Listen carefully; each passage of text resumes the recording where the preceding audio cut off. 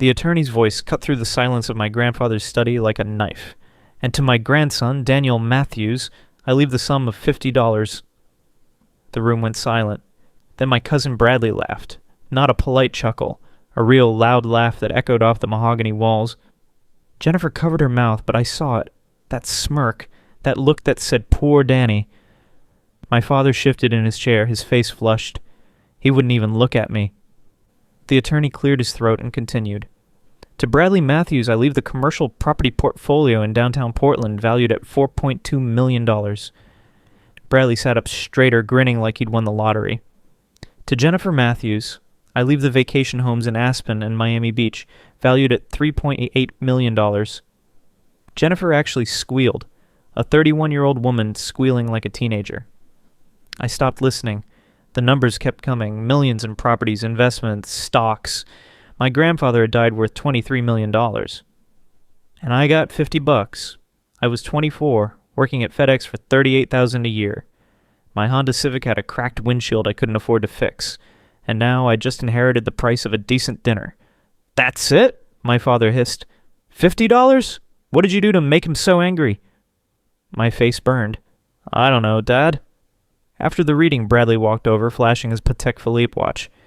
"Hey, Danny, need a loan? $50 doesn't even cover gas these days." "I'm fine," I said quietly. Jennifer joined in, designer purse under her arm. "Maybe Grandpa was teaching you about money, like a lesson?" She smiled when she said it, like I was some project that needed fixing. My Aunt Patricia pulled Dad aside. I heard every word. "Robert, if Daniel needs help, we can set up a trust fund. This is embarrassing for everyone." I left without saying goodbye. That night I sat in my studio apartment staring at that $50 bill. Crisp new, placed in an envelope with just my name and Grandpa's shaky handwriting. I was hurt, angry, confused. Grandpa and I had been close once. Every Saturday he'd take me to construction sites in his old Ford. He'd put a hard hat on my head and show me how houses were built from the ground up. "Danny," he'd say, pointing at wooden frames, "real wealth comes from knowing how to build something with your own hands, not from a bank account." He taught me everything. How to read blueprints, how to frame walls, the difference between doing something fast and doing something right. "The real wealth," he told me once over lunch on a half-finished porch, "isn't in what you own, it's in what you can create." But when it mattered most, my cousins got millions, I got lunch money. I almost walked to the bar that night, almost spent it all on drinks just to forget the whole humiliating day. But I didn't. I looked closer at the bill. Something was off. The serial number was circled in blue ink, Grandpa's favorite pen. I held it up to the light. There was writing, tiny writing in the margin. My heart pounded. I found the old magnifying glass Grandpa gave me years ago, the one we used for blueprints. The words came into focus. His handwriting, "Daniel, real inheritance isn't given, it's earned. Start here, build something that matters. The $50 is seed money. The real fortune is what you'll learn. I believe in you. Grandpa." I read it 3 times. Then I broke down and cried. Not because of money, because Grandpa saw something in me nobody else did. While everyone expected me to fail, he expected me to build. But what could I possibly build with $50? I spent the next week thinking about it. I couldn't quit my job. I needed rent money and food. But every night after my shift at FedEx, I'd sit at my tiny kitchen table with a notebook and plan. Grandpa had taught me construction. I knew how to frame walls, install drywall, do basic electrical work and plumbing. I'd spent every summer of high school working on job sites, learning the trade from the ground up. What if I started small? Really, really small. I couldn't bring myself to spend that original $50 bill. It felt sacred somehow, Grandpa's final message to me. So I took $50 from my own savings and went to Home Depot. Sandpaper, wood stain, a few basic tools I didn't already own. The original bill? I kept it safe. That was my grandfather's belief in me, not something to spend on supplies. I posted an ad on Craigslist. Handyman services, furniture repair, small home fixes, honest work, fair prices, no job too small. My first call came 2 days later. "Hi, is this Daniel?" a woman's voice asked. "Yes, ma'am," I said. "My name's Susan Chen. I saw your ad. I have kitchen cabinets that need refinishing. They're old and scratched up. Can you help? Absolutely, I told her. I can come look at them this Saturday. Susan lived in Tigard, in a modest ranch-style house with a front yard full of roses. Her kitchen cabinets were oak, probably 30 years old, covered in scratches and water stains. How much? She asked nervously. I did the math in my head. Materials, time, the quality of work Grandpa would have expected. $120, I said. Her eyes widened. That's it? The last guy quoted me $400. I'm just starting out, ma'am, I told her honestly. I want to do good work and build a reputation. $120 is fair. It took me an entire Saturday. 8 hours of sanding, staining, and finishing. My hands were sore, my back ached. But when I stepped back and looked at those cabinets, they looked brand new. Susan walked into the kitchen and gasped. Oh my God, she said. Daniel, this is incredible. You're really talented. Thank you, ma'am, I said. She paid me in cash. 6 $20 bills. Then she grabbed a business card from her purse. This is my sister's number, Susan told me. She needs help with her back deck. It's falling apart. Can I give her your information? Yes, ma'am, I said. Absolutely. That was the beginning. Word spread slowly, like ripples in water. Susan's sister hired me, then her neighbor, then someone from her book club. I worked every evening after FedEx and all weekend. Furniture repair, fence building, small bathroom fixes, deck restoration. I saved every single penny and reinvested it. Better tools, a used toolbox, business cards I designed myself at FedEx and printed for free. 6 months in, I was making an extra $2,000 a month. 1 year in, I made a decision that terrified me. I quit FedEx. My manager, a guy named Rick who'd always been decent to me, shook my head. You sure about this, Daniel? Rick asked. No, sir, I said honestly, but I think I have to try. I named my business Build Right Renovations. Simple, honest, exactly what Grandpa would have appreciated. I lived as cheaply as humanly possible. Same studio apartment, ramen noodles and scrambled eggs for most meals. I didn't buy new clothes for 2 years. Every dollar went back into the business. By year 2, I hired my first employee. His name was Marcus Webb, a 43-year-old guy who'd been laid off when his construction company went under. He had 2 kids and a mortgage. I can't pay you much yet, I told Marcus honestly. $15 an hour to start, but I promise, if this business grows, you grow with it. Marcus looked at me for a long moment. You're honest, he said finally. That's rare. I'm in. Marcus taught me things I didn't know. Commercial-grade plumbing, advanced electrical, how to manage suppliers and negotiate material costs. By year 3, we had 4 employees and were doing full kitchen and bathroom remodels. I focused on something my competitors didn't, radical honesty. If a kitchen remodel would cost $8,000, I told clients $8,000, not $6,000 with hidden fees that appeared later, not $10,000 padded with unnecessary markups. Here's exactly what it costs, I'd tell clients, showing them itemized spreadsheets, materials, labor, permits, timeline, notes, surprises. People loved it. Our reputation spread like wildfire. By year 5, Build Right Renovations had 18 employees and was pulling in $2.8 million in annual revenue. I still lived modestly.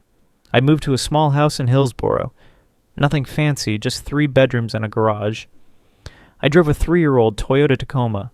I packed my lunch every single day. My family barely noticed at first.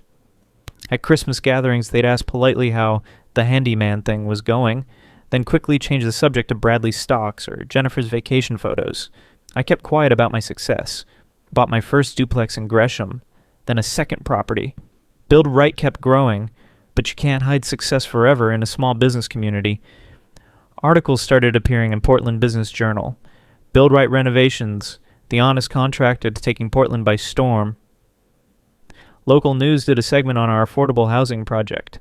That's when my father finally noticed. He called me one morning, his voice strange. Daniel, I just read an article about your company. Is this really you? Yeah, Dad, I said simply. There was a long silence. Can we meet? He asked quietly. I need to talk to you about your cousins. We met at a Starbucks in downtown Portland. My father looked older, tired. I had no idea, he said first thing. About Build Right. About what you'd built. I'm sorry I didn't pay attention. It's okay, Dad, I said. He shook his head. No, it's not, but that's not why I called. He took a deep breath. Bradley's in serious trouble. He made some really bad investments. Cryptocurrency, some tech startup that completely collapsed. He's lost most of his inheritance. The commercial properties are mortgaged to the absolute limit. His lawyers are talking about bankruptcy. I sipped my coffee and waited. And Jennifer, my father continued, rubbing his temples, her husband had a gambling problem nobody knew about. He gambled away almost everything. The vacation homes are gone. She's working as a real estate agent now, trying to rebuild from scratch. I'm sorry to hear that, Dad, I said, and I meant it. My father looked at me with an expression I'd never seen on his face before. It took me a moment to recognize it. Respect. You know what's remarkable? My father said quietly. Grandpa left you $50 and you built a multi-million-dollar company. He left them millions, and they lost everything. It wasn't about the money, I said. What do you mean? I pulled out my wallet. Inside was a photograph, that original $50 bill. I'd framed the actual bill and hung it in my office, but I carried this photo everywhere. My father squinted at it, then pulled out his phone to zoom in on the tiny writing. His eyes widened as he read. He gave you a lesson, my father said slowly, his voice thick with emotion. While everyone else got money to spend, he gave you the tools to create wealth. Yeah, I said, and that was worth more than any inheritance check. 2 months later, my phone rang again. Unknown number. Hello? Danny, it's Bradley. I almost hung up. We hadn't spoken in 5 years. What's up, Bradley? I said carefully. He paused. I could hear shame in his voice. I heard about your company, Build Right. It's doing really well. It's doing okay, I said. Look, I'm in a really tough spot, man. I lost everything. I'm working as a financial analyst now at a small firm, trying to rebuild my life. But I was wondering, are you hiring? I sat in my truck in the parking lot of a job site, staring out at the half-built house in front of me. Bradley had laughed at me, had called my inheritance embarrassing, had treated me like a failure. I could say no. I could remind him of all of that. I could let him struggle the way he'd watched me struggle. But that wasn't what Grandpa would have done. What position are you interested in? I asked. Honestly, Danny, anything. I just need a fresh start. I need to learn how to actually build something instead of just shuffling money around. Come by the office Monday morning, I said. Let's talk. Bradley started as an estimator at Build Right. He was terrible at first, used to making decisions without understanding actual costs, without thinking about the real work involved. But slowly he learned. He learned to respect materials, timelines, and the people doing the physical labor. 6 months later, Jennifer called. Daniel, I know I have no right to ask, she said quietly, but I need work. I need a chance to prove I can do more than spend money. I hired her in sales. Watching my cousins work their way up from entry-level positions, learning the value of honest labor and careful planning, was strange, but it also felt right. Today, Build Right Renovations is worth $12 million. We've built affordable housing projects, we've renovated historic buildings, we've created community space in underserved neighborhoods. Bradley is now my director of operations. Jennifer runs our residential sales division.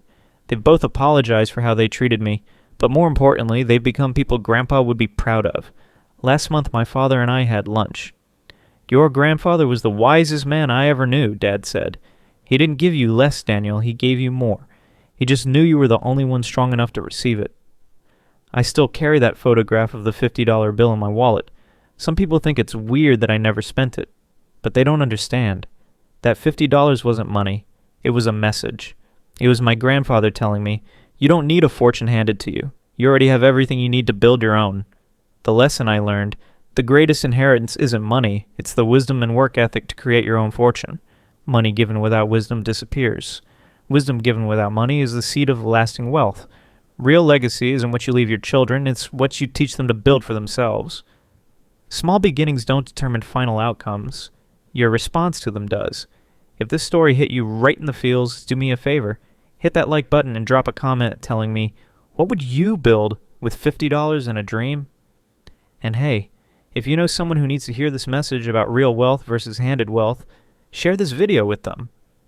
Subscribe if you want more stories about people who turn nothing into everything, because sometimes the smallest inheritance carries the biggest lesson. I'll see you in the next one.